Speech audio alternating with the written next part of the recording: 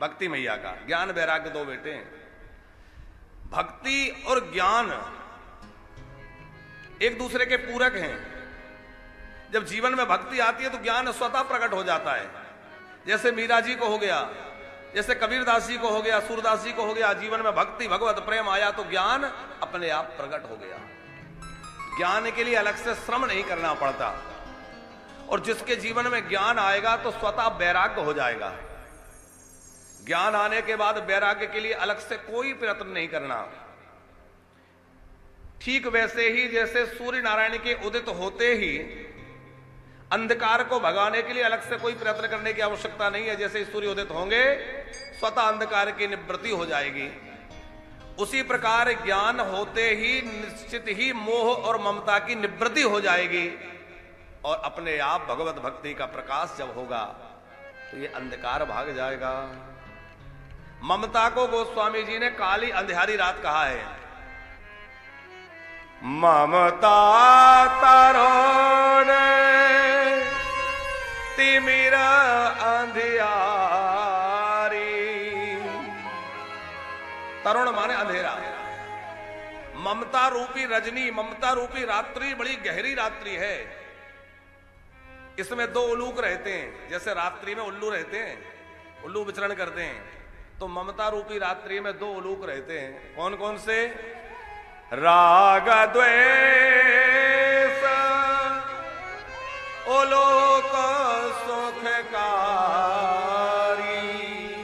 राग और द्वेष, ये मोह और ममता जहां रहेगी वहीं प्रकट होते हैं, वहीं विचरण करते हैं।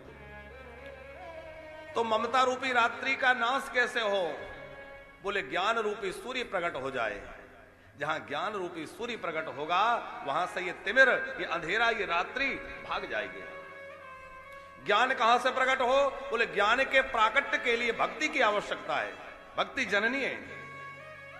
भक्ति का मतलब है भगवत प्रेम। और भगवत प्रेम जो है वो भगवत चरित्रों के श्रवण से ही प्रकट होगा। कि सताम प्रसंगान मम वीर्य संविदो। भगवान कपिल नारायण कह रहे हैं, मां निरंतर मेरी कथाओं के श्रवण से सहज मुझ वासुदेव में प्रीति हो जाती है। प्रीति अर्थात भक्ति। और श्री कृष्ण की जितनी भी लीलाएं हैं, या यूं कहा जाए तो भी अतिशयोक्ति नहीं होगी कि भगवान के जितने अवतारों की जो भी कथाएं हैं, उन सब में अत्यंत मधुर और रसमयी कथा कौन सी है? वो ये महारास की कथा है। भगवान के सभी अवतार दिव्य हैं, विलक्षण हैं, अद्भुत हैं। पर उन अवतारों में भगवान की जो जो लीलाएं हुई हैं वह एक निश्चित समय के लिए हुई हैं। पर राम अवतार और कृष्ण अवतार दो में व्यापक लीला हुई है। नरसिंह भगवान आए, थोड़े समय लीला किए, चले गए। भगवान परशुराम आए, अपना कार्य किया, और उन्होंने बहुत लीला प्रकट नहीं की। वामन भगवान प्रकट हुए, वराह प्रकट हुए, लीला की, पधार गए। लेकिन भगवान श्री राम और भगवान श्री कृष्ण ने बाल लीला से लेकर, जन्म लीला से लेकर के पूरी लीला, विवाह लीला आदि आदि सब बड़े आनंद से किए। प्रभु श्री राम की लीला और चरित्र भी अद्भुत है। लेकिन श्री राम की जो अचिंत अनंत लीलाएं हैं वह मर्यादा से बंधी हुई है। प्रभु श्री राम लीला तो अद्भुत करते ही हैं।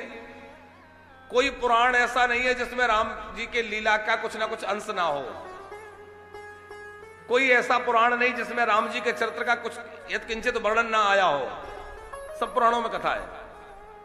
कुछ कूलर यहां ऐसे लगा दें, सबको हवा आती रहे भैया। एक दो कूलर पीछे से लगा दीजिए। तो राम जी की लीला अद्भुत है।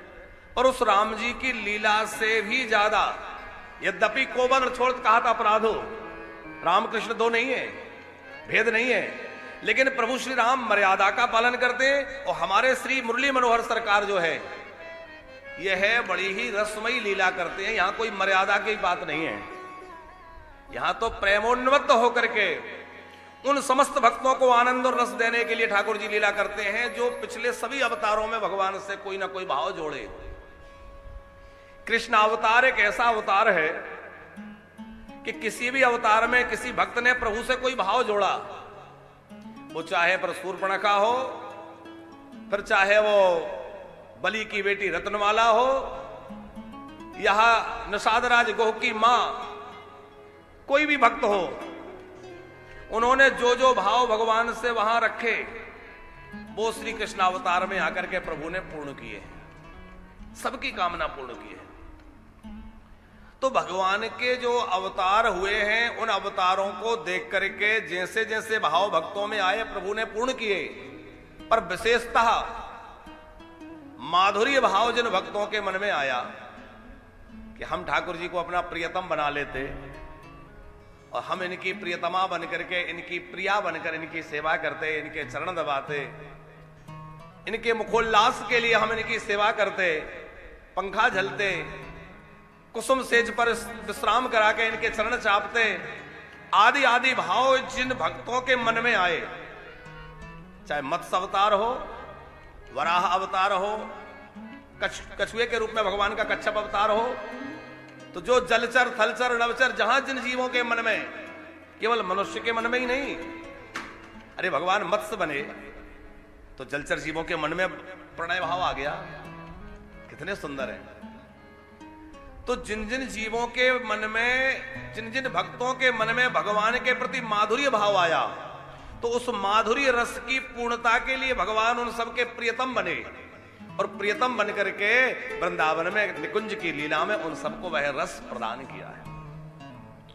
जैसे वात्सल्य रस की पुष्टि के लिए भक्त के लिए वात्सल्य सुख देना है तो भगवान को बेटा बनना पड़ेगा, तभी वात्सल्य सुख दे पाएंगे।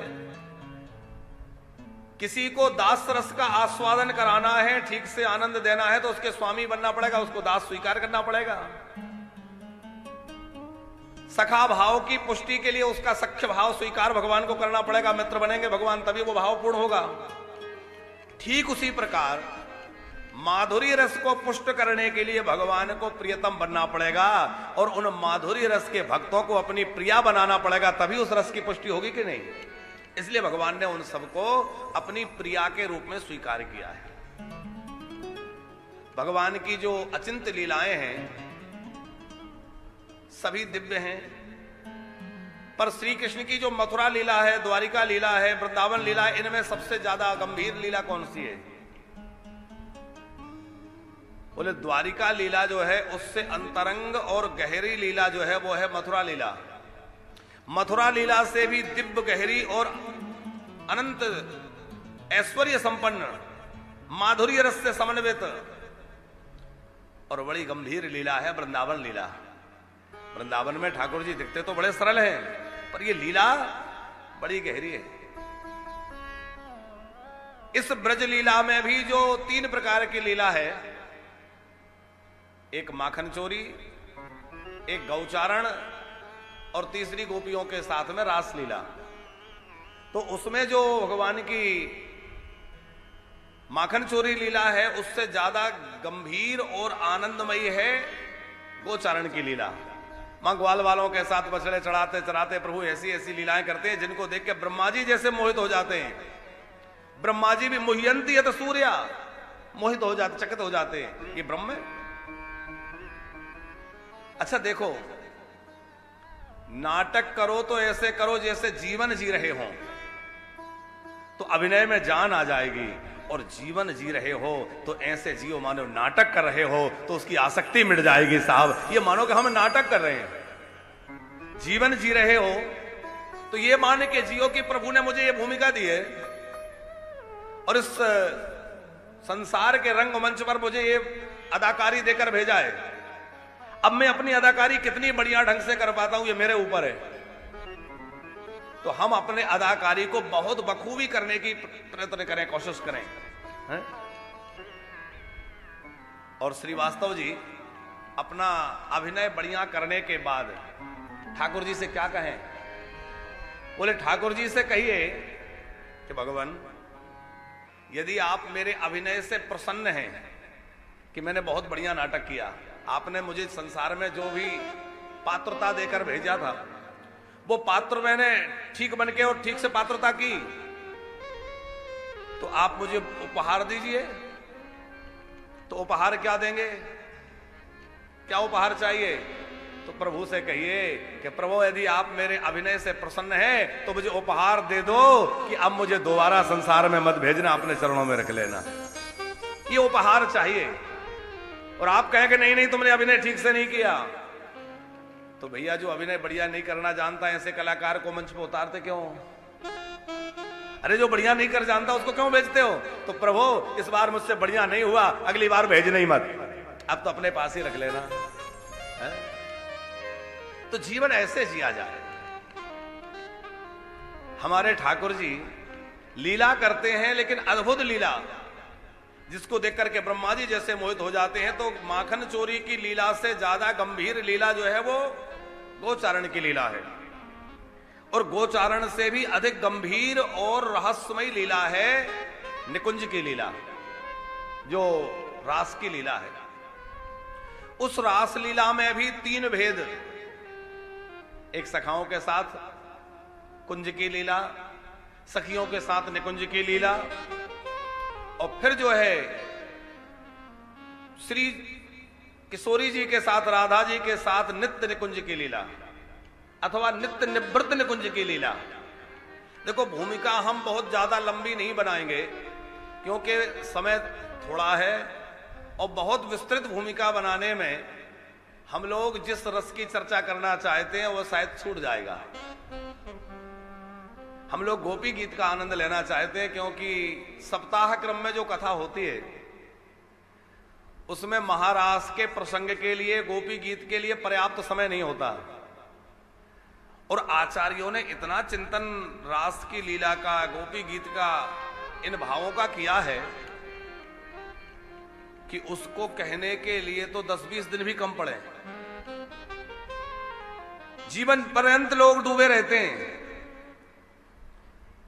तो ठाकुर जी की जो रसमयी लीलाएं हैं, उन सब रसमयी लीलाओं में अत्यंत गंभीर लीला जो है नित्य निवृत्त निकुंज की लीला है। उस लीला में श्यामा श्याम ब्रज की कुंजों में सघन लताओं के मध्य में कुसुम सेज बना करके, कुसुम के हिडोले बना करके उन पे भांति भांति की लीलाएं करते हैं, जिसमें एक प्रधान लीला है कि शरद पूर्णिमा में ठाकुर जी ने बंसी बजाई, और शरद पूर्णिमा की बांसुरी सुन करके वह गोपियां जिन्हें प्रभु अपने उस रास रस में बुलाना चाहते हैं, वो सब गोपियां चल के आई। हम लोग महारास में श्रवण करते हैं। अच्छा, आज भी पूर्णिमा है और उस दिन भी पूर्णिमा थी। उस समय शरद पूर्णिमा, आश्विन पूर्णिमा, और आज बैसाख पूर्णिमा। आज की पूर्णिमा भी अपने आप में बड़ी महत्वपूर्ण है, क्योंकि आज बैसाखी पूर्णिमा बुद्ध पूर्णिमा है। आज की पूर्णिमा भी अपने आप में बड़ी महत्वपूर्ण है। और पूर्णिमा में चंद्रमा जो होता है वो परिपूर्ण होते हैं। बाकी तिथियों में कुछ ना कुछ अंश में चंद्रमा कम होते हैं। अलग अलग तिथियों में पहले घटते हैं फिर बढ़ते हैं, लेकिन पूर्णिमा का चंद्र जो है वो पूर्ण होता है। तो शरद पूर्णिमा का जो पूर्ण चंद्र है वह प्राची दिशा में खिला हुआ है। ब्रज की शोभा अत्यंत विलक्षण हो रही है। सब गोपियां अपना घर परिवार द्वार लोक लज्जा सब छोड़ करके श्याम सुंदर की बांसुरी सुन करके दौड़ी हैं। और सब गोपियां जब दौड़ी तो श्री कृष्ण ने सबका पहले तो खूब स्वागत किया। स्वागतम, गोपियों का स्वागत श्री कृष्ण कर रहे हैं। स्वागतम भो महाभागा प्रियम किम करवाणि वा व्रजस्यानमयं कश्चिद् रूतागमन कारणम्। जब वह अपना सर्वस्व भूलकर, यहां तक कि नेह नाते परिवार तो छोड़ ही दिया गोपियों ने, अपने शरीर की आसक्ति छोड़ दी। वो यह भी विस्मृत कर दी कि हमें लोग क्या कहेंगे, लोग हमारे ऊपर ताने कसेंगे, लोग हमें जाने क्या क्या कहेंगे। ये सब बात भी गोपियों ने दरकिनार कर दी, क्योंकि अब लोक लाज की बात कौन करे। अब तो चित्त पूरी तरह मुरली मनोहर के पास पहुंच गया है, और जहां चित्त पहुंच जाए वहां देह खिंचा चला ही जाता है। सबसे मूल बात है हमारा मन वहां पहुंच जाए। हम लोग भगवान का स्मरण नहीं कर पाते, उसके मूल कारण यह है कि हमारा मन उनमें नहीं लगा। हमारा मन धन में लगाए, हमारा मन प्रतिष्ठा में लगाए, संसार में लगाए। हम शरीर से भगवान की सेवा तो करते हैं, पर हमारा मन विषयों का चिंतन करने में लगाए, भोगों का चिंतन करने में लगाए। यदि हमारा मन वहां लगा होता तो हमें उसकी याद नहीं करना पड़ती, बल्कि उसकी याद भूल पाना मुश्किल होता। क्योंकि जहां हमारा मन होता है उसको याद करने में कोई प्रयास नहीं करना पड़ता, स्वतः वो याद आएगा, क्योंकि मन में बसा है। अब हमारे मन में संसार बसा हुआ है तो संसार याद आता है, और यदि हमारे मन में प्रिया प्रियतम राधा रमण सरकार बस जाएंगे तो वही याद आएंगे भैया। आज राधा रमण जी के प्राकट्य की तिथि भी है। आज ही हमारे ब्रज के जो ठाकुर हैं उनमें राधा रमण जी आज ही के दिन प्रकट हुए। तो राधा रमण जी का आश्रय लेकर के राधा जी के हृदय में जो रमण करते हैं, अथवा राधा जी जिनके हृदय में रमण करती हैं, ऐसे राधा रमण हम सबके हृदय में प्रेम प्रकट कर दें, और युगल सरकार का वह प्रेम हमारे हृदय में भी आ जाए। ऐसी प्रार्थना करते हुए तो श्रीवास्तव जी हम कह रहे थे कि जहां मन होगा वहां हमारा तन पहुंच जाएगा, जहां हमारा मन होगा वहां हमारा चिंतन पहुंच जाएगा, जहां हमारा मन होगा वहां हमारा धन भी, जो कुछ भी है सब समर्पित हो जाएगा। हमने अपना मन संसार को दे रखा है। अच्छा, इस मन को कई जन्मों के भोगों की आदत पड़ी है, केवल मनुष्य रूप में नहीं, कभी पशु बनकर, कभी पक्षी बनकर, कभी कुछ बनकर ये मन जो है भोगों को भोगता रहा है। जैसे आत्मा अजर अमर है, वैसे ही मन भी मरता नहीं है, ये मन भी साथ साथ चलता है, क्योंकि सुख और दुख का भोग तो मन ही करेगा। तो ये मन ही हमें अनेक प्रकार की विडंबनाओं में डालने वाला है। हमें और कोई प्रयत्न नहीं करना है, सिर्फ इतना प्रयत्न करना है कि हमारा मन ठाकुर जी में लग जाए। देखो, हम लोग माला लेके बैठते हैं, जप करने, भजन करने बैठते हैं, तो भगवान का स्मरण नहीं होता। और व्रज की गोपियों की हालत क्या है, वहां स्थिति क्या है। एक ब्रज की गोपी यमुना जी के किनारे पर आंख बंद करके ध्यान लगाकर बैठी है। देवऋषि नारद निकले, उन्होंने कहा, अरे ब्रज की गोपी और ध्यान, ये तो प्रेम के उपासक हैं, तो ये ध्यान समाधि ये लोग कब से करने लग गए। तो जाके नारद जी ने गोपी को प्रणाम करके पूछा, देवी ये ध्यान लगा के क्या कर रही हो। बोले, कुछ प्रयत्न कर रही हूं। क्या प्रयत्न कर रही हो। बोले, मैं चाहती हूं थोड़े समय के लिए किसी तरह कृष्ण को भूल जाऊं। क्यों? अरे कृष्ण को क्यों भुलाना चाहती हो। बोले, इसलिए कि मैं अपने घर का कोई भी कामकाज नहीं कर पाती। जब मैं भोजन बनाने के लिए बैठती हूं तो यह श्याम सुंदर मुरली मनोहर ऐसा चित्त में आके चिपक जाता है कि मैं भूल जाती हूं कि मुझे शक्कर डालनी है कि नमक डालना है। तो जहां खीर में शक्कर डालनी हो, बूरा डालना हो, वहां तो नमक गिर देती हूं, और जहां नमक डालना है उस साक में शक्कर डाल देती हूं। सास ननद झगड़ा करती हैं, ये क्या कर रही है बाबरी। मैं गो दोहन करती हूं तो गो दोहन करते करते मुझे लगता है कन्हैया पास में बैठा है और मुझसे कह रहा है कि अकेले अकेले दूध काढ़ रही हो, हमें दूध नहीं पिलाओगी। और मैं इतनी तन्मय हो जाती हूं कि दूध की धारा कन्हैया के मुख में काढ़ने लगती हूं। और सासू आकर फटकारती, अरे बाबरी सारा दूध जमीन में बहा जा रहा है, ये क्या कर रही है। तब मुझे होश आता है, करे मैं तो बाबरी हो गई, कन्हैया तो है ही नहीं, पर चूंकि चित्त में तो वही है, तो वही चल रहा है। तो इसी प्रकार जब हमारे मन में कृष्ण बस जाएंगे तो हमें उन्हें याद करने के लिए कोई प्रयत्न नहीं करना पड़ेगा। और जहां हमारा मन श्याम सुंदर में लगा तो हमारा शरीर भी उनकी सेवा में पहुंच जाएगा। अभी लोग कहते हैं वृंदावन आने का मन तो खूब है पर नहीं आ पा रहे। हम कहते हैं मन तो है लेकिन मन में कहीं ना कहीं अभी भी संसार बसा है, क्योंकि जिस दिन मन में कृष्ण प्रेम, कृष्ण राधा का युगल सरकार का प्रेम अंदर प्रकट हो जाएगा, उस दिन आपके पैर अपने आप कब वृंदावन की ओर बढ़ गए आप समझ नहीं पाएंगे। कोई रोकने के प्रयास करेगा तो रोक नहीं पाएगा।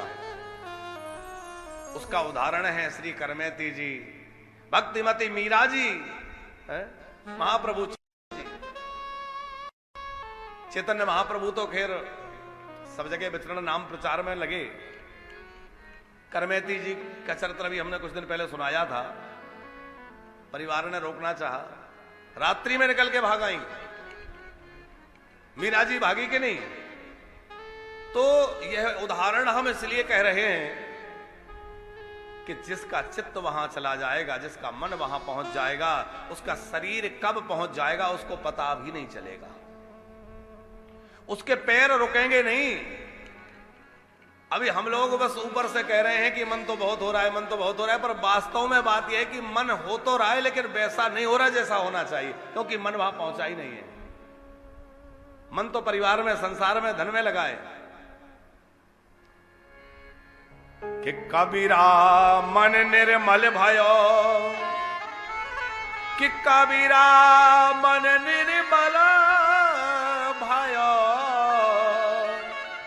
जैसे गंगा नीर पाछे पाछे हरि फिरे, कहत कबीर कबीर।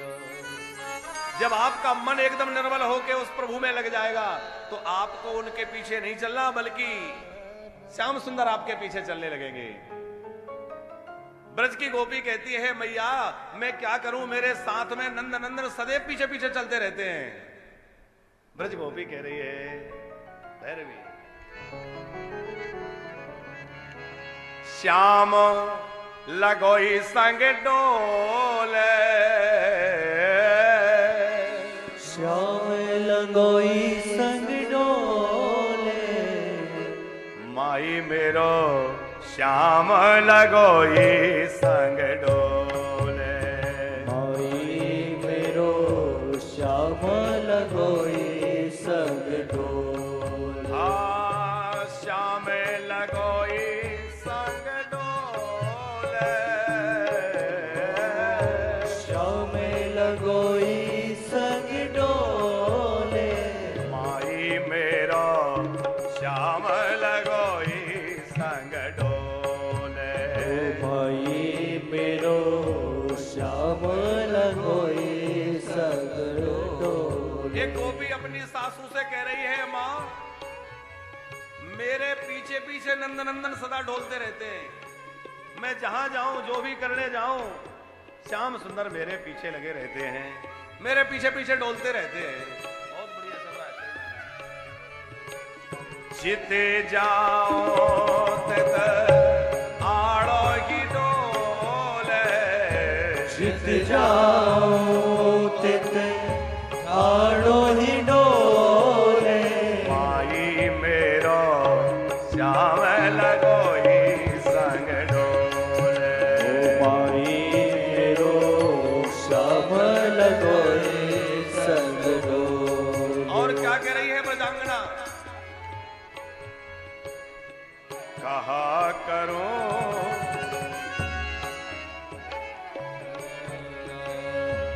कहा करूं लोभी मेरे नैना, कहा करूं लोभी मेरे नैना, कहा करो लोभी मेरे नैना, कहा करूं लोभी मेरे नैना, मैं तो बस कीने बिन मोल, मैं तो बस कीने बिन मोल, माई मेरो श्याम लगोई संग डोले, माई मेरो श्याम लगोई संग डोले, अरे माई मेरो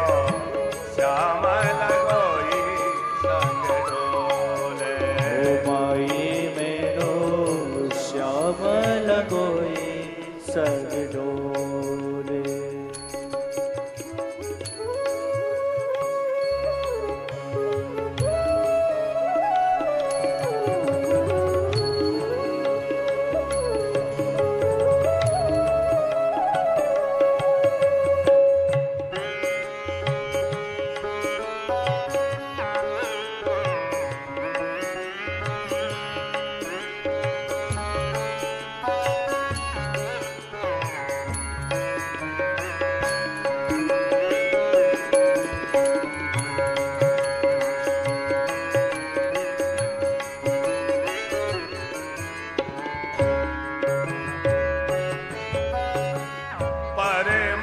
परमानंद दास को ठाकुर, परमानंद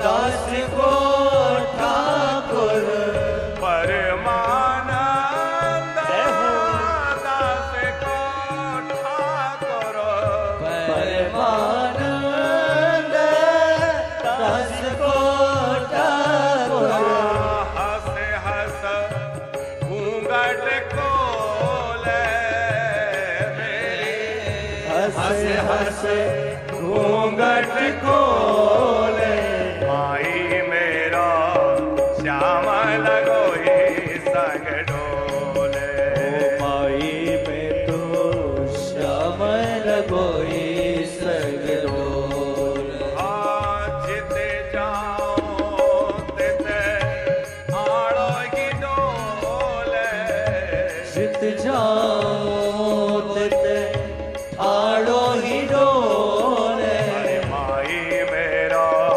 श्याम लगोई संग डोले, माई मेरो श्याम लगोई संग डोले, अरे माई मेरा श्याम लगोई संग, श्याम लगोई संग, श्याम श्याम लगोई संग डोले,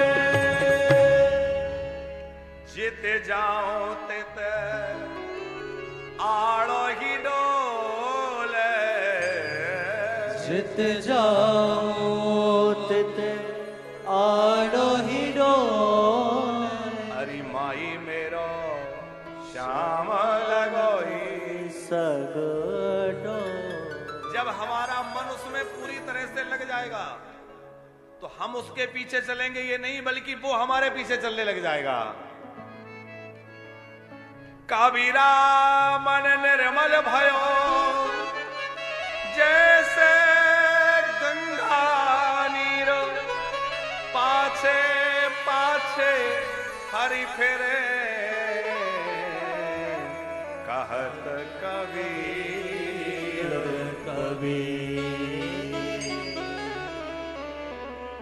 ठाकुर जी पीछे पीछे चलने लग जाएंगे। अब जब ठाकुर जी की रसमयी बांसुरी शरद पूर्णिमा में बजी तो ब्रज गोपियां अपने मन की उस गति को रोक ना सके, क्योंकि उनका मन तो सदा सर्वदा कृष्ण के पास है। पर आज श्याम सुंदर ने बंसी बजा करके उनको ऐसा अपनी ओर खींचा कि वह लोक लज्जा के बंधनों को, संसार के बंधनों को, मर्यादा के बंधनों को तोड़ दी और तोड़ करके भाग चली। श्याम सुंदर ने खूब स्वागत किया है। महाभागा कहा है, स्वागतम वो महाभागा, अरे देवियों तुम बड़ी भाग्यवान हो, क्योंकि संसार के पीछे, धन के पीछे भागने वाला भाग्यवान नहीं है। भाग्यवान वो है जो ठाकुर जी के पीछे चले। भाग्यवान कौन है? देखो आज जो है हमारे लक्ष्मी नारायण श्रीवास्तव जी वृंदावन में आकर के रास महोत्सव के अंतर्गत अपनी विवाह वर्षगांठ मना रहे हैं, और नहीं तो कहीं होटल में मना रहे होते तो होटल में मना रहे होते तो होटल के ढंग से मना रहे होते। बच्चे कहते थोड़ा ऐसा कर लो, थोड़ा ये कर लो, बच्चों के ढंग से मना रहे हो, तो वो भाग्यशाली नहीं। भाग्य तो है, पर ये क्या है वृंदावन में मना रहे हो? बोले ये महाभाग्यशाली आप बन गए हैं, महाभागा, जो ठाकुर जी के चरणों में आकर, ठाकुर जी के इस रस महोत्सव में बैठ करके हम लोग आनंद ले रहे हैं। संसार के पीछे, भोगों के पीछे भागने वाला भाग्यवान नहीं है। भाग्यवान वो है जो भगवान के पीछे चलता है। भगवान के पीछे चलने वाले के साथ आपको हो सकता है ऐश्वर्य कम दिखे, बाहर से उसके पास अभाव दिखे, लेकिन बाहरी अभाव होते हुए भी अंदर उसके पास ऐसी समृद्धि होती है कि बड़े बड़े महाराजा उसके सामने बेकार हैं। और जो संसार के पीछे भाग रहा है उसके पास बाहरी संपत्ति और समग्रता बहुत होगी, संपन्नता बहुत होगी, लेकिन अंदर से वो कंगाल है कि नहीं?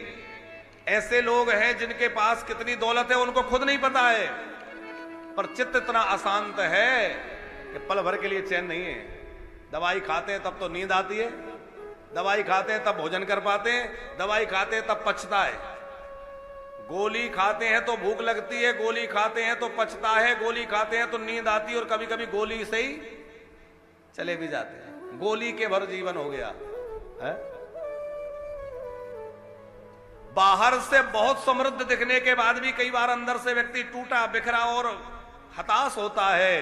लेकिन जो भगवत राह पर चल रहा है वो बाहर से हो सकता है आपको ऐसा लगे कि परेशान है, विपन्न है, साधन नहीं है, लेकिन अंदर उसकी जो समृद्धि होती है वो अद्भुत होती है। वाह वाह रे मौज फकीरादी, संत गाते हैं। मौज संतों की निराली होती है साहब, क्यों? क्योंकि वो उस राह पर चल रहे हैं। बाहर से समृद्धि कम है, एक अंदर बहुत है। स्वागतम वो महाभागा, प्रियम किम करवाणि वाम। प्रिया कह करके श्याम सुंदर ने उनका ऐसा आदर किया कि वह आनंद रस में हिलोरे लेने लग गई। हमें प्रिया कह रहे हैं। कैसे आई हो? कथा तो आप भागवत में सुने, इसलिए इसकी भूमिका अधिक ना लेकर गोपी गीत में चलेंगे। ठाकुर जी ने कहा अब सब देख लिया, लौट जाओ। गोपियां लौटने की बात से दुखी हो गई, रुदन करने लगी। ठाकुर जी ने उनको स्वीकार करके नृत्य प्रारंभ किया। अब ठाकुर जी नृत्य कर रहे थे, गोपियों के मन में सौभाग्य मद जाग गया कि देखो हम कितनी भाग्यवान हैं, जो जगत नियंता जगदाधार हमारे साथ ठुमके लगा रहा है। तो उनका अंतरहित करने के लिए श्याम सुंदर उन गोप वधूटियों के मध्य से अंतरहित हो गए, अंतर ध्यान हो गए। सुखदेव जी कह रहे हैं, तासाम तद सौभाग्यमदम वीक्षमानां च केशवा प्रसमाय प्रसादाय तत्रैव वान्तरधीयते। व्रजेंद्र नंदन श्याम सुंदर रसिक विहारी हमारे श्याम सुंदर वहां से अंतर ध्यान हो गए। यहां ठाकुर जी के लिए संबोधन जो आया है वो केशव, वीक्षमाणम च केशव। केशव शब्द का अर्थ क्या है? केशव की व्याख्या है कश्च अश्च ईश्च तान नयते प्रशास्यति एति केशव।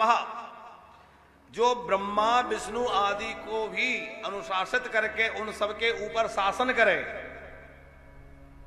अथवा जो अनेक ब्रह्मांडों को प्रकट करके उनका संचालन करे, उसको केशव कहते हैं। माने गोप वधूटियों के मध्य से जो अंतर ध्यान हुए हैं वो कोई साधारण नहीं, वह अनंत कोटि ब्रह्मांडों के अधीश्वर हैं। पर अंतर ध्यान क्यों हो गए? तासाम तवत सौभगमदम वीक्षमाणम च केशवा प्रसमाय प्रसादाय तत्रैव भवान्तरधीयते। तत्रैव, उस समय भगवान श्री कृष्ण उन गोपियों का अंतरहित करने के लिए अंतर ध्यान हो गए। अंतर ध्यान होने के पीछे कारण क्या है? अंतरहित। इसमें गोपियों का क्या अंतरहित है? बोले गोपियों का अंतरहित ये है कि उनके अंदर जो थोड़ी सी गड़बड़ी हो गई, श्रीवास्तव जी उनके मन में ये आ गया कि हम बड़ी भाग्यवान हैं। यदि व्यक्ति का ध्यान अपने में लगा रहे कि मैं श्रेष्ठ हूं या मुझ में ये विशेषता है, तो सामने वाले की विशेषता नहीं दिखेगी। इसलिए ठाकुर जी अंतर ध्यान हुए कि इनके अंदर से वह मान चला जाए। ठाकुर जी इसलिए अंतर देते हुए कि गोपियों का अंदर से हित करना चाहते हैं। क्या हित होगा? बोले अभी मिलन का जो सुख है वो थोड़ा है, सीमित है, पर मिलन के सुख को अनंत गुना बढ़ाने के लिए, जैसे किसी कमरे में आप बैठे हैं, रात्रि का समय, दीपक जल रहा है, तो दीपक की ओर किसी का ध्यान नहीं जा रहा है, लेकिन अचानक दीपक बुझ जाए और अंधेरा हो जाए, हर कोई कहेगा भाई दीपक कैसे बुझ गया, दीप जलाओ। जब अंधेरा हो गया तो दीपक की ओर ध्यान गया, और दीपक जल रहा था तो किसी का ध्यान दीपक पर नहीं था। उसी तरह ठाकुर जी हैं तो उनका ध्यान हट गया, लेकिन ठाकुर जी जब अंतर ध्यान हो जाएंगे तो सबका ध्यान कहां जाएगा? ठाकुर जी के पास। तो अंतरहित इस तरह से प्रभु करना चाहते हैं। मिलन का रस और बढ़ाने के लिए ठाकुर जी अंतर ध्यान हुए, क्योंकि प्रेम में संयोग और संयोग के बाद वियोग, वियोग के बाद संयोग, यही प्रेम रस को पुष्ट करने की विधि है। यदि नित्य संयोग बना रहे तो वियोग की अनुभूति ही नहीं होगी, तो संयोग का आनंद भी नहीं मिलेगा। जिसने गर्मी नहीं सही हो उसको छाया का सुख समझ में आएगा? श्रीवास्तव जी हम लोग मान लीजिए एसी में रहने वाले हैं और पेड़ की छाया मिल जाए तो उसका कोई महत्व समझ में नहीं आएगा, लेकिन पेड़ की छाया का महत्व कौन समझेगा? जो दिहाड़ी मजदूर बेचारा धूप में पसीना बहा रहा है, धूप में काम कर रहा है, और जब वो पेड़ के नीचे जाएगा तो उसको पेड़ की छाया का सुख अनुभव होगा। अब जो एसी में बैठा है वो पेड़ के नीचे जाके क्या सुख मिलेगा? उसको पेड़ की छाया का महत्व समझ में नहीं आया। तरु छाया सुख जाने सोई, नीलेश जी रामायण में सब लिखा है। तरु छाया सुख जाने सोई, और अति आतप जो व्याकुल होई, जो गर्मी से व्याकुल हो रहा है वही वृक्ष की छाया की सुख का अनुभव कर पाएगा। तो ठीक उसी प्रकार से जब वियोग होगा तो ही संयोग के सुख का अनुभव होगा, और नित्य संयोग बना रहेगा तो फिर वियोग के अभाव में संयोग सुख की भी अनुभूति नहीं होगी। इसलिए भगवान अंतरहित हो गए। दूसरी बात, ज्ञान मार्ग में साधक की दृष्टि सब जगह से हट करके अपने में टिक जाए, उसको ध्यान की सर्वोत्कृष्ट अवस्था कहा जाता है। उसको बोलते हैं ज्ञानाद्वैत। थोड़ा गंभीर विषय है। ज्ञानाद्वैत में अद्वैत हो गया, अब और कुछ मेरे अतिरिक्त नहीं है, जो कुछ है मैं हूं। मैं माने अहंकार नहीं, मैं माने आत्मा। वो आत्मा ही परमात्मा का स्वरूप है। ये ज्ञानियों का सिद्धांत है, इसको बोलते ज्ञानाद्वैत। सब जगह से दृष्टि हट करके, चिंतन हट करके अपनी आत्मा में स्थिर हो जाना, उसको बोलते आत्मस्थिर। आत्मा में केंद्रित हो जाना, अपने मन का विषयों से, संसार से हटके केवल आत्मा में टिक जाना, ये ज्ञानियों की सर्वोत्कृष्ट अवस्था है। लेकिन प्रेम में प्रेमाद्वैत चाहिए। भाई प्रेम करने के लिए दो चाहिए, अद्वैत हो गया, एक ही है, तो प्रेम कैसे होगा? प्रेमास्पद नहीं तो प्रेम किससे? इसलिए प्रियतमा और प्रेमी दो होना चाहिए। तो वहां भक्त और भगवान, उपास्य और उपासक, साधक और साध्य, तो भक्त और भगवान दो होना चाहिए। पर जो भक्ताएं गोपियां हैं उनका मन भगवान से हट करके ध्यान उनका अपने पास आया कि हम बड़ी भाग्यवान हैं। ठाकुर जी अंतर्हित हो गए। गोपियां खोजती हैं, सबसे पता पूछती हैं, और सबसे पता पूछने के बाद उनको श्री जी मिली, और श्री जी के साथ उन्होंने गोविंद को पुकारा है। हा नाथ रमण प्रेष्ठ क्वासी क्वासी महाभुज दास्यास्ते कृपणाया में सखे दर्शय सन्निधि। हा नाथ रमण पृष्ठ, गोपियों ने कहा हा नाथ। हा नाथ का मतलब क्या है? नाथ इसलिए कह रही हैं कि आप सबके नाथ हैं, आप अनाथों के नाथ हैं, और इस समय आपकी शरणागता आपकी बन चुकी ये गोपियां अनाथ होकर भटक रही हैं। तो क्या यह आपके लिए उचित है? आप सबको सनाथ करने वाले हैं, आप सबके नाथ हैं। हा नाथ, आप नाथ हैं और हम इस वन में अनाथ होकर भटक रही हैं, क्या ये आपके लिए उचित है? तो आप अपने नाथ नाम को सार्थक करते हुए आप प्रकट हो जाइए और हमें सनाथ बना दीजिए। इसलिए गोपियां हा नाथ कह रही हैं। रमण अर्थात आप श्री जी के हृदय में रमण करते हुए सबके हृदय में रमण करके सबके हृदय को आनंद से भरने वाले हैं। रमण करके सबके हृदय में रह करके और सबको आनंद देने वाले हैं।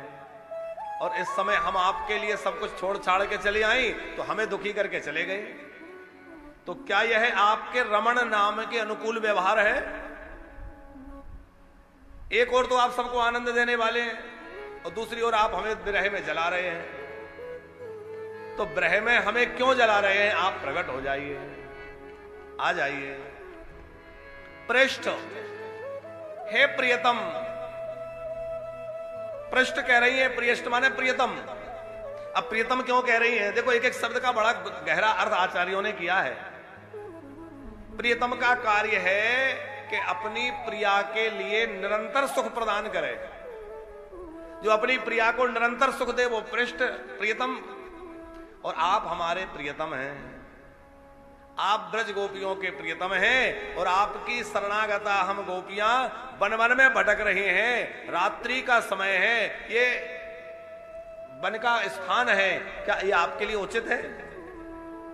क्या कोई प्रियतम अपनी प्रिया को इस तरह वन में छोड़ता है जैसे आपने हमें छोड़ दिया? तो आप जो है क्वासी क्वासी, कहां है कहां है, इसका मतलब वो कहना चाह रही हैं आप कहां नहीं हैं। क्वासी क्वासी माने इसका अर्थ तो ये हुआ कहां है, पर इसका अर्थ ये भी किया जा सकता है कि आप कहां नहीं हैं। देश काल दिशी विदिशाओ माही, कहा हो सो कहा जहां प्रभु नाम। जब सब महापुरुष यही कहते हैं कि आप सर्वत्र हैं, तो इसका मतलब आप यहां भी हैं, और यहां भी है तो हमसे छुपे क्यों हैं, प्रकट क्यों नहीं हो जाते? आप छुप करके हमसे आंख में चोली क्यों कर रहे हैं? अब तो प्रकट हो जाइए। आप सब सर्वत्र हैं, सब जगह हैं। तो हे पृष्ठ, हा नाथ, हे रमण, आप हमें और मत सताइए, हमारे मध्य में प्रकट हो जाइए। हा नाथ रमण पृष्ठ क्वासी क्वासी महाभुज। हे महाभुज, आपकी भुजाएं बड़ी विशाल हैं। महाभुज गोपियां क्यों कह रही हैं? भले ही आप दूर हैं पर आपकी भुजाएं इतनी विशाल हैं कि आप वहीं से हमें आलिंगन कर सकते हैं। तो हे महाभुज, आप हम गोपियों को हृदय से लगा करके और इस ब्रहजन्य ताप से मुक्त करिए और हमें आनंद प्रदान करिए। दास्यास्ते कृपणाया में सखे दर्शय सन्नधिम। हम आपकी दासियां हैं और कोई कितना भी कमजोर व्यक्ति हो, श्रीवास्तव जी बहुत ध्यान से समझिएगा, थोड़ा विषय आज का आनंद वाला भी है लेकिन गंभीर भी है, कि कोई कमजोर व्यक्ति है, निम्न व्यक्ति है, उसकी भी कोई शरण ग्रहण कर ले तो शरणागत का वह भी त्याग नहीं करता। कोई किसी के द्वार पर आकर पड़ जाए तो उसको वो कुछ ना कुछ भोजन पानी देता ही है, उसके भय का, उसके दुख का निवारण अपने सामर्थ्य अनुसार करता ही है। तो आप तो सर्वसमर्थ हैं, सर्वेश्वर हैं, जगत नियंता है, और हम आपकी दासी बनकर के आपके शरण में आई हैं और आप हमें वन में छोड़ के ऐसे चले गए हैं, क्या ये आपके लिए अनुकूल है? अरे कोई दीनहीन व्यक्ति की शरण भी कोई ले ले, असमर्थ की शरण भी ले ले, तो वो व्यक्ति भी अपनी जितनी सामर्थ्य है शरणागत की रक्षा करता है, दाना पानी कुछ ना कुछ देता ही है। पर आप कैसे दयालु हैं, कैसे दीनबंधु हैं, कैसे शरणागत वत्सल हैं कि हम आपकी शरण में आ गई, अपना सब कुछ घर द्वार छोड़ के आ गई और आप हमें छोड़कर वन में चले गए। तो क्या ये आपके लिए उचित है? दास्यास्ते, हम आपकी दासियां हैं। हे सखे, देखो हम आपकी सखी हैं, हम आपके सहचरी हैं, आप हमें ठुकराइए मत, दर्शय, हमें अपना दर्शन देकर अपने सानिध्य का सुख, अपने सामीप्य का सुख, अपने आलिंगन का सुख प्रदान करिए। हे नंदनंदन, हमारे ऊपर कृपा करिए। अब यहां से गोपियों ने गीत गाना आरंभ किया है, जो गोपी गीत है। गोप्य उचुः, अब वो गोपियां बोली क्यों? आचार्यों ने गोप्य उचू का भी बड़ा सुंदर भाव दिया है। स्वामी अखंडानंद सरस्वती जी लिखते हैं, बोले गोपियां बोली इसलिए कि बोलने से कुछ अंदर की पीड़ा निकल जाएगी, नहीं तो अंदर पीड़ा इतना ज्यादा भर गई है कि लगता है कहीं हृदय फट ना जाए, कहीं हृदयाघात ना हो जाए, इसलिए उस पीड़ा को वाणी के माध्यम से शब्दों के द्वारा व्यक्त कर रही हैं। और व्यक्त कर रही हैं तो कैसे कर रही हैं? गा गा करके कर रही हैं। अब आप जरा कल्पना करिए कि लाखों लाख गोपियां हैं, कोई दो चार नहीं है, 1000 2000 नहीं है, कई हजार गोपियां हैं, और गीत गाने की पहले कोई तैयारी तो करके नहीं आई। ऐसा तो नहीं कि गीत को पहले लिखा हो फिर गाया हो, कि रेसल हुई हो, कि उसका अभ्यास हुआ हो, लेकिन सब गोपियों के अंदर से एक ही रस, एक ही छंद, एक ही रूप से प्रकट हो रहा है। ऐसा क्यों? बोले इसलिए कि उस गीत के रूप में गोपियों के अंदर जो कृष्ण है वही श्री कृष्ण ही गोपी गीत के रूप में प्रकट हो रहे हैं। तो गोपी गीत क्या है? साक्षात श्री कृष्ण का ही स्वरूप है। पूज्य गुरुदेव का यह भाव है कि गोपियों के द्वारा एक ही जैसी वाणी प्रकट हो रही है।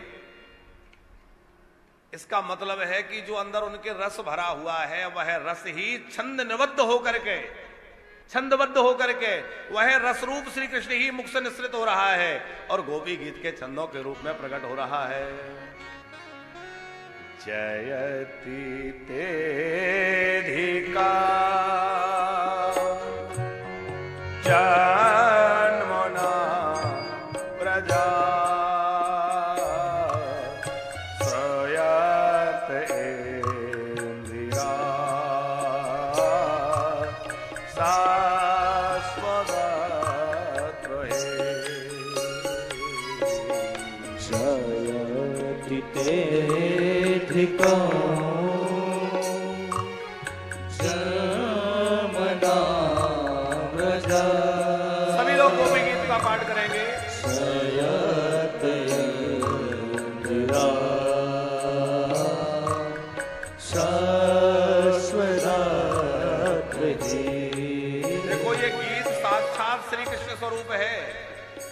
भागवत तो कृष्ण रूप है ही, पर उसमें भी यह गोपी गीत श्री कृष्ण का हृदय है, प्राण है। तो जो लोग सामने बैठे हैं वहां से स्तुति पत्रिका में गोपी गीत है, आप ले लीजिए, आप भी पढ़िए। और जो लोग टेलीविजन के माध्यम से सुन रहे हैं वो लोग अपने अपने मोबाइल फोन में निकाल लीजिए। आप मोबाइल में भी गोपी गीत लिखेंगे तो आ जाएगा। हमारे साथ थोड़ा थोड़ा अभ्यास करिए और इस रसमय गीत को आप लोग भी पुकारिए, और इस गीत के माध्यम से श्याम सुंदर को पुकारिए। हे नंदनंदन, हे प्राण वल्लभ, हे रमण, हे महाभोज, कृपा करिए हमें अपना लीजिए। जयति तेधिका जन्मना प्रजा प्रयतये दया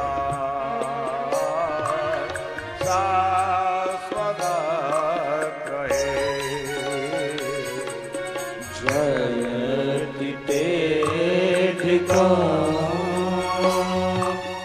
जन्मना व्रजा सयते दया शाश्वतत्रये। गायति दृश्यता देक्षुतावका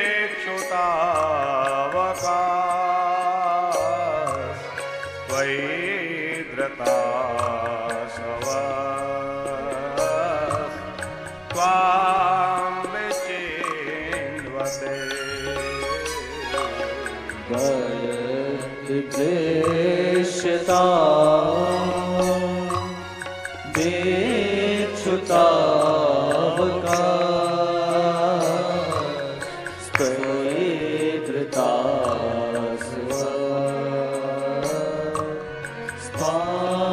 विचिन्वते। शारदोदासये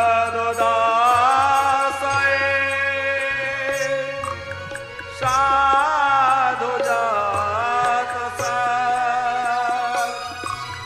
सरसिजोधर श्रीमुषाद्रसा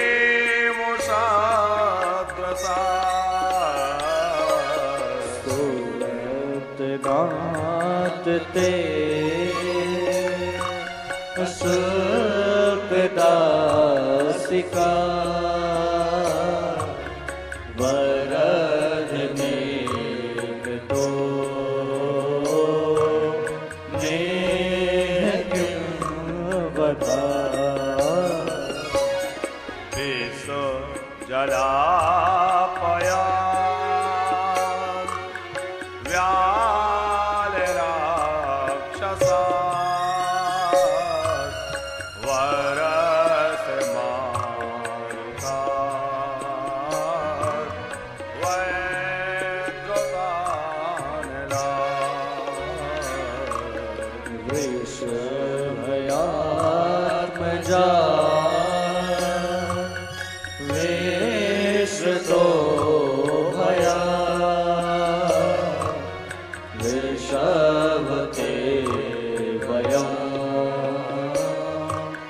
रक्षिता प्रभु ऋषभते वयं रक्षिता ऋषभते वयं रक्षिता प्रभु। गोपियां, अभी हमने 3 ही श्लोक गाए हैं, क्रमशः हम लोग गायन करेंगे। गोपियां क्या कह रही हैं? जयति तेधिकम जन्म ना ब्रजा। हे श्याम सुंदर, आपके अवतरित होने से इस वृंदावन की शोभा बैकुंठ से भी ज्यादा बढ़ गई है।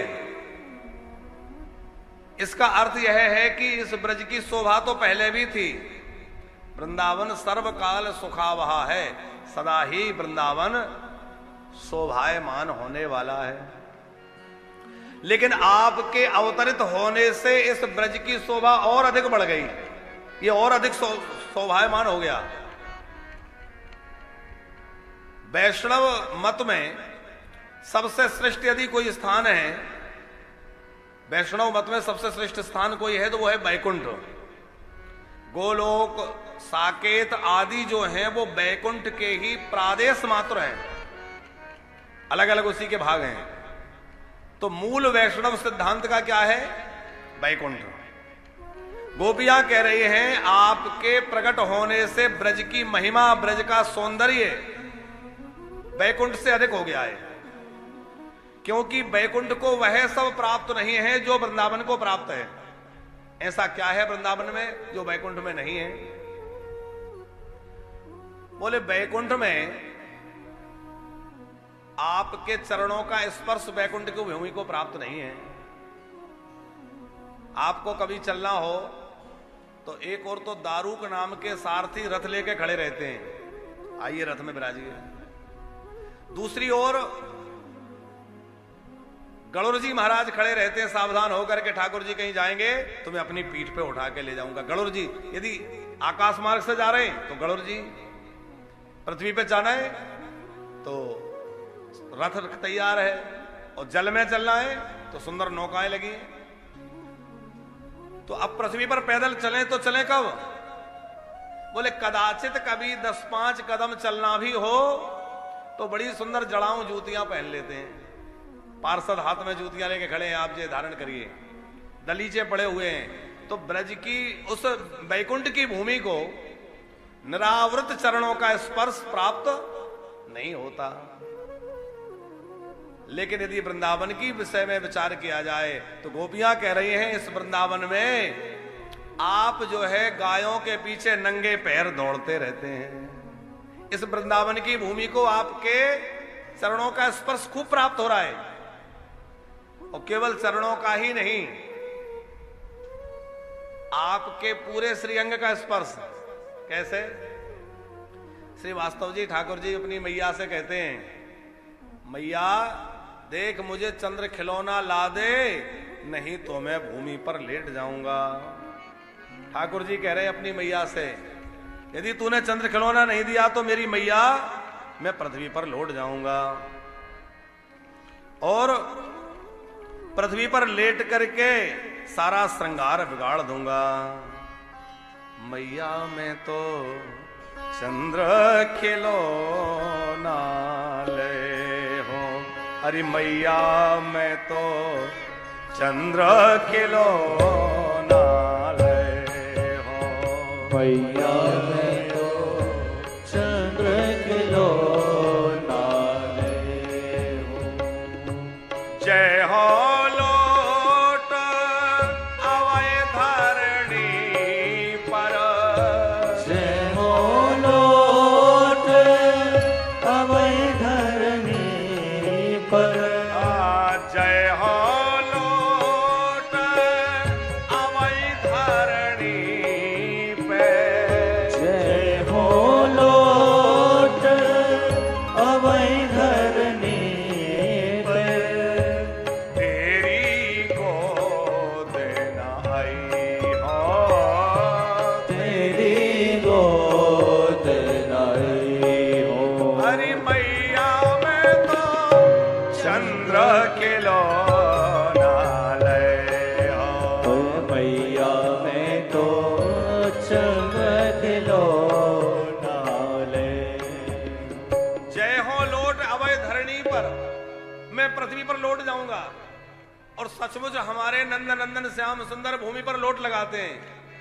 मैया श्रृंगार करती है और लाला रज में लोट लगा के आ जाते हैं। और मैया कहती है क्यों रे लाला, तू कोई पिछले जन्म में सूकर था क्या? पंक रागा, उस ब्रज की रज को सारे अंग में लगा लेते हैं, ब्रज रज में लोट लगा देते हैं कन्हैया। तो इस वृंदावन को केवल आपके चरणों का संस्पर्श प्राप्त हो इतना ही नहीं, आपके पूरे श्रीअंग जो है इस ब्रज की रज में लोट लगाता रहता है। और बोले आप इस ब्रज की मृतिका को ग्रहण भी कर लेते हैं। इतना ही नहीं, एकदा क्रीडमानास्ते रामाद्या गोपदारिका कृष्णो मृदं भक्षितवान् इति मात्रं निवेदयन्। कृष्णो मृदं भक्षितवान्, उस ब्रज की रज को उठाकर ठाकुर जी मुंह में धारण कर लेते हैं, निकल जाते हैं। तो इस वृंदावन को तो वह सौभाग्य प्राप्त है जिसके द्वारा आप इसमें नंगे पैर विचरण भी करते हैं, आप इसमें जो है ब्रज की रज में लोट भी लगाते हैं और ब्रज की रज को आस्वादन भी करते हैं। तो इस ब्रज का सौंदर्य, इस ब्रज की शोभा बैकुंठ से अनंत गुना बढ़ गई है। क्योंकि यदि बैकुंठ में किसी को आपका दर्शन करना हो तो लोग कैसे जाते हैं? ब्रह्मा जी दर्शन करने आए तो बड़ी दूर से उन्होंने देखा बैकुंठनाथ विराजमान है, तो चरण रखने की जो पीठिका है उसी पे चारों मुकुट के किरीट रख करके ब्रह्मा जी प्रणाम करते हैं। इतना सामर्थ्य नहीं ब्रह्मा जी नजदीक चले जाएं। बड़े बड़े लोकपाल दिक्पाल आते हैं तो बैकुंठ में भगवान को बड़ी दूर से प्रणाम करके स्तुति गाया करते हैं, पुरुषोक्त आदि के द्वारा स्तुति होती रहती है। तो बैकुंठ में तो आपकी भक्तों से बड़ी दूरी बनी रहती है, लेकिन वृंदावन की स्थिति क्या है? बोले वृंदावन में तो आप जो है खेलते खेलते खेल में बाजी हार जाते हैं, और शर्त लगती है कि जो खेल में बाजी हार जाएगा वो जीतने वाले को पीठ पे उठा के चलेगा, जो हार जाएगा वो जीतने वाले को पीठ पे उठा करके और उसको ढोकर ले जाएगा। अब मधुमंगल जीत गए और श्री कन्हैया जी हमारे कृष्ण हार गए, तो क्या हो रहा है? मधुमंगल कह रहा है घोड़ा बन, पीठ पे बैठूंगा, और कन्हैया घोड़ा बन जाते हैं, मधुमंगल पीठ पे सवार हो जाते हैं, और कन्हैया जो है मधुमंगल को ढोके ले जा रहे हैं। ये बैकुंठ में संभव है? ऐसे समझ लीजिए कि कोई बहुत बड़े अधिकारी हैं तो अपने कार्यालय में, अपने ऑफिस में तो वो अपने ओहदे के अनुसार रहेंगे, अधिकारी हैं, पर क्या वो घर में भी उसी अनुरूप रह सकते हैं? भाई चाहे जितने बड़े अधिकारी हो गए आप अपने ऑफिस में, लेकिन घर में आ गए और छोटा बच्चा घर में, या बेटे का बेटा नाती घर में, छोटा सा बच्चा घर में, वो कहे दादाजी मेरे साथ खेलो, तो क्या उस समय वो महानुभाव को ये याद रहेगा कि मैं इतना बड़ा अधिकारी हूं? वो अपने पोते के साथ खेल रहे हैं। अब खेलते खेलते पोते ने कहा दादाजी घोड़ा बनिए, मैं आपकी पीठ पे बैठूंगा, तो दादाजी घोड़ा बन जाते हैं और दादाजी की पीठ पे सवार हो गया नाती। तो क्या ऐसा करने से उनके ऐश्वर्य में, उनके पद में, कोई उनकी गरिमा में कमी हुई? नहीं हुई, क्योंकि वो अपने बच्चों के साथ खेल रहे हैं। तो उसी प्रकार जो बैकुंठ है वो भगवान का कार्यालय, ऑफिस है, और वृंदावन बोले ये भगवान का घर है। तो वृंदावन में जब रहते हैं तो घर में जैसे व्यक्ति रहता है वैसे रहते हैं। इसलिए ब्रजवासियों के साथ ठाकुर जी की बड़ी मधुर लीला है। जयति तेधिकम जन्म नावृजा। एक भाव तो यह है कि आप जो से वृंदावन में आए हैं, वृंदावन की शोभा बढ़ गई है, और दूसरा भाव महापुरुष देते हैं, बोले जब से आप वृंदावन में आए हैं आपकी शोभा बढ़ गई है। ठाकुर जी मन ही मन बोले मेरी शोभा बढ़ गई है? बोले और नहीं तो क्या। अरे बैकुंठ में तो आप उस सर्प के ऊपर शयन करते रहते, नाग के ऊपर लेटे रहते, वहां कौन पूछ रहा है? लेकिन वृंदावन में जब से आए हो तो हम सब प्रियतमाओं के साथ घिरे रहते हो, प्रेमियों से घिरे रहते हो। यहाँ आने से आपकी शोभा और बढ़ गई, इसलिए आपके नाम के आगे भक्तों ने लगा दिया श्याम सुंदर। यहाँ आके आप शोभायमान हो गए हैं, सुंदर बन गए हैं। इसलिए जयति तेधिका जन्मना प्रजा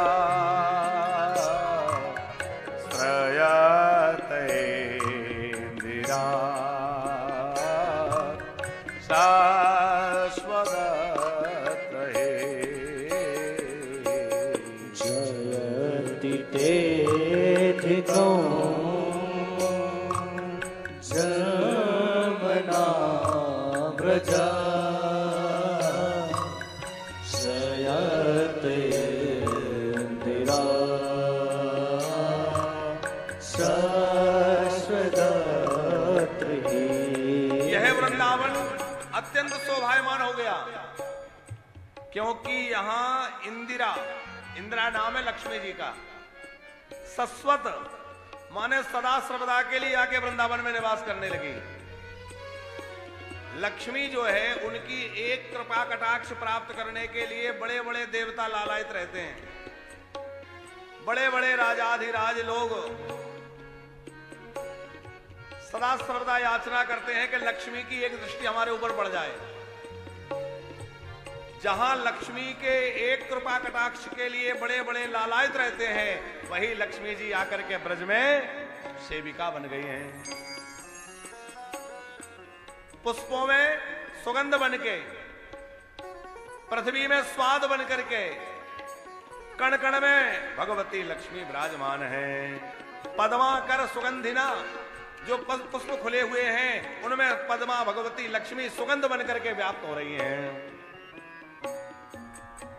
और यहां वह सेविका बन गई है, स्वामिनी नहीं है, यहां वो सेविका है। ब्रज जनों की सेवा करने के लिए कब से आई? बोले जब से आप प्रकट हुए तब से ही लक्ष्मी जी की आविर्भाव हो गया है, तभी से लक्ष्मी जी भी यहां आ गए हैं। आप जब से प्रकट हुए हैं तब से ही लक्ष्मी महारानी भी तत्यारभ्यनंदस्य ब्रज सार्वसम्राधिमान् हरिर्निवासात्म गुणै रमा क्रीडन भूनृप। रमा क्रीडन, भगवती लक्ष्मी का यह क्रीड़ा स्थल ब्रज बन गया है। इसलिए इस ब्रज के सौंदर्य और शोभा की महिमा को कहां तक कहा जाए। जय तेधिका जन्मना प्रजा श्रयलेन्द्रिरा शाश्वत रहे। जयति तेधिको जमना व्रजा शयते इंदिरा शाश्वत रहे। हे प्राणवल्लभ, हे श्याम सुंदर श्री कृष्ण, देखो आपके प्रकट होने से ब्रज की इतनी शोभा हो गई और आप इस प्रकार से चले गए, तो बताइए कि इस ब्रज की क्या शोभा रह जाएगी, क्या महिमा रह जाएगी। इसलिए आप आ जाइए, मत छुपिए हमसे, प्रकट हो जाइए। यह ब्रज आपका है और ब्रज की सुंदरता आपसे है, और आप ही चले जाएंगे तो ब्रज की क्या सुंदरता रह जाएगी। इसलिए प्रकट हो जाइए। हरे वृंदावन प्यारो कैसा वृंदावन है, आहा, जरा भाव से कि राधा श्यामा हृदय कमल सो प्रगट्या, श्यामा हृदय कमल सो प्रगटो, और श्यामा हृदय कमल सो प्रगट्या, श्यामा हृदय कमल सो प्रगटो, श्याम हृदय को भायो, हो वृंदावन प्यारो हो वृंदावन प्यारो वृंदावन, वृंदावन प्यारो वृंदावन, हो वृंदावन प्यारो वृंदावन, हो श्यामा हृदय कमल सो प्रगट्यो, श्यामा हृदय कमल सो प्रगटो, श्यामा हृदय कमल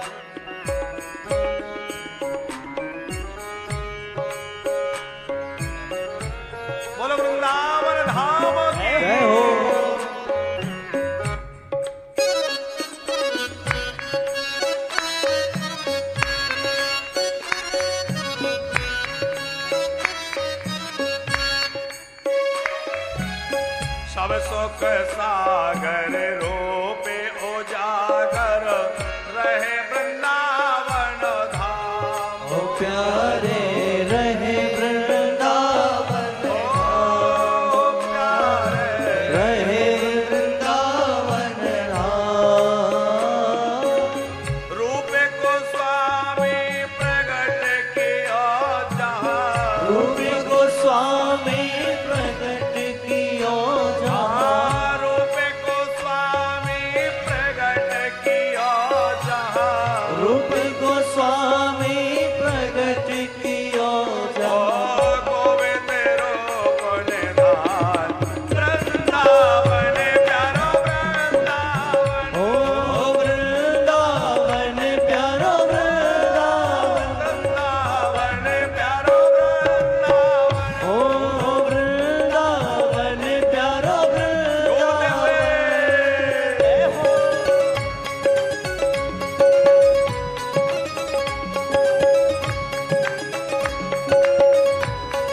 राधे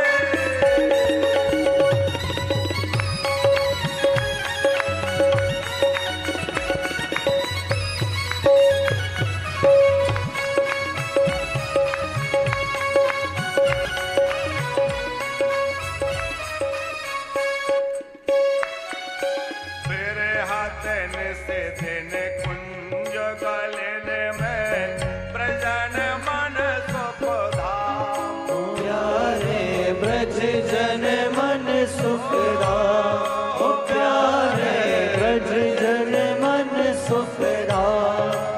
ओ मदन मोहन को रूप ने रखी के, मदन मोहन को रूप में रख के, मदन मोहन को रूप ने रख के, मदन मोहन को रूप में रख के। सनातन भले भले जाए वृंदावन प्यारो वृंदावन। ओ वृंदावन प्यारो वृंदावन, ओ श्यामा हृदय कमल सा प्रगट्यो, श्यामा हृदय कमल सो प्रगटो, श्यामा हृदय कमल सा प्रगट्यो। श्यामा हृदय कमल सो प्रगटो। श्याम हृदय को भाए वृंदावन प्यारो वृंदावन। ओ वृंदावन प्यारो वृंदावन, ओ वृंदावन प्यारो वृंदावन। राधा रमण लाल के।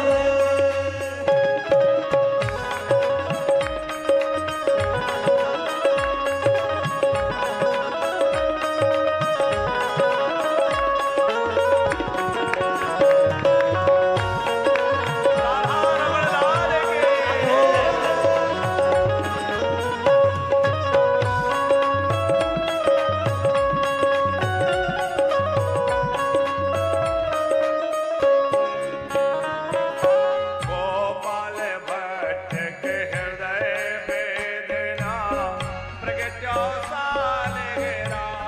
ओ प्यारे प्रगटो सालगिरा, ओ प्यारे प्रगटो सालगिरा। इस सुंदर भाव में हमारे ब्रज के जो ठाकुर हैं वो कौन ठाकुर किन महाप्रभु ने कैसे प्रकट किए और कौन कौन ठाकुर हैं उनकी बड़ी सुंदर चर्चा है। तो श्री गोपाल भट्ट जी आपके सुंदर सालिग्राम जी थे और आपके यहाँ कोई वैष्णव आए, बोले हमें पोशाक भेंट करनी है, वस्त्र भेंट करने हैं, श्रृंगार दान करना है। अब ये सोचने लगे कि हमारे तो सालिग्राम जी हैं, अब सालिग्राम जी को क्या वस्त्र धरावें, क्या श्रृंगार करें, कैसे हो। तो मन में सोच कर रहे थे। सालिग्राम जी ने मन में विचार किया कि गोपाल भट्ट जी के मन में संकोच हो रहा है कि हमारे ठाकुर जी तो सालिग्राम रूप में है, हम इनकी कैसे श्रृंगार करें।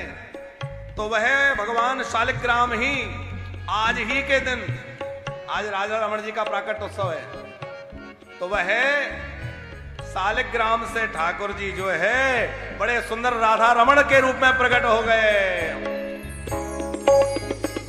गोपाल भट्ट के हृदय वेदना प्रगट्यो सालिग्राम।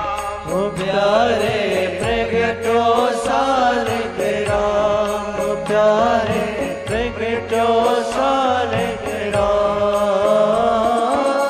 रूप सुधा को खाने हमारा, रूप सुधा को खाने हमारो, रूप सुधा को खाने हमारा, रूप सुधा को खाने हमारो। राधा रमण दुलार ओ वृंदावन प्यारो वृंदावन, ओ वृंदावन प्यारो वृंदावन, ओ वृंदावन प्यारो वृंदावन, ओ वृंदावन प्यारो वृंदावन। ओ श्यामा हृदय कमल सो प्रगट्यो, श्यामा हृदय कमल सो प्रगट्यो, श्यामा हृदय कमल सो प्रगट्यो, श्यामा हृदय कमल सो प्रगट्यो। श्याम हृदय को भाए वृंदावन प्यारो वृंदावन, ओ वृंदावन प्यारो वृंदावन, ओ वृंदावन प्यारो वृंदावन, ओ वृंदावन प्यारो वृंदावन, ओ वृंदावन प्यारो वृंदावन, ओ वृंदावन प्यारो वृंदावन। ओ राधा वल्लभ लाल मेरे राधा वल्लभ लाल, ओ मेरे राधा वल्लभ लाल, मेरे राधा वल्लभ लाल, ओ मेरे राधा वल्लभ लाल, मेरे राधा वल्लभ लाल, मेरे राधा वल्लभ लाल, मेरे राधा वल्लभ लाल, ओ प्यारे राधा वल्लभ लाल, प्यारे राधा वल्लभ लाल, मेरे राधा वल्लभ लाल, मेरे राधा वल्लभ लाल। ओ वृंदावन प्यारो वृंदावन, ओ वृंदावन प्यारो वृंदावन, ओ वृंदावन प्यारो वृंदावन में वृंदावन प्यारो वृंदावन में, ओ वृंदावन प्यारो वृंदावन। जय राधे राधे राधे राधे राधे राधे जय राधे राधे श्री राधे राधे ओ राधे राधे राधे राधे राधे राधे राधे राधे राधे राधे राधे राधे राधे राधे राधे राधे राधे राधे राधे जय राधे राधे राधे राधे राधे राधे राधे जय राधे राधे राधे राधे राधे राधे जय राधे राधे राधे राधे राधे राधे जय जय श्री राधे जय जय श्री राधे जय श्री राधे। बोल वृंदावन धाम की जय। यह प्यारा वृंदावन धाम आपके प्रकट होने से और अधिक सौभाग्य को प्राप्त हो गया है।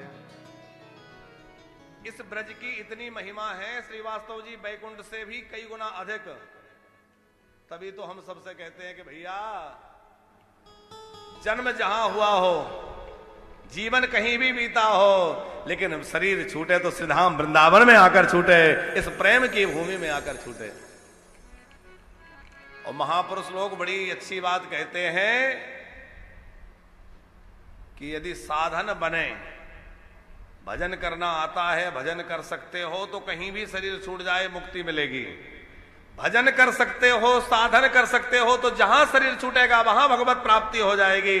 पर भजन नहीं बनता, भक्ति नहीं हो रही है, साधन नहीं कर पा रहे हैं, तो भैया ब्रज भूमि का आश्रय ले लो। इस भूमि में रहने मात्र से आपकी सदगति हो जाएगी, यहां निवास करने मात्र से कल्याण हो जाएगा।